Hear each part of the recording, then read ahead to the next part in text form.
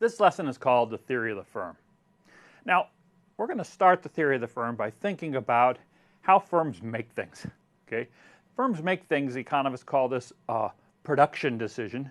And the way they do this is they combine inputs into a function that we'll call a production function, and the production function will allow us to translate those inputs to outputs. So here in Champaign, we have a Kraft plant. Okay, Kraft has a big plant on the western side of town, and at that Kraft plant, the plant combines workers and glass jars and eggs and milk and makes all sorts of products. Things like macaroni and cheese, salad dressing, all sorts of things could be made in that factory. Now, engineers will actually tell us what that formula is all about. It's some complex polynomial of all sorts of different types of stuff that go into the process.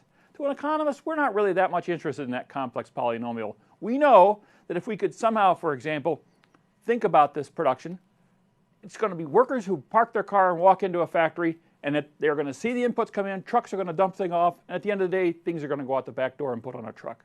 Inputs gives outputs. That's what we're going to talk about in this lesson.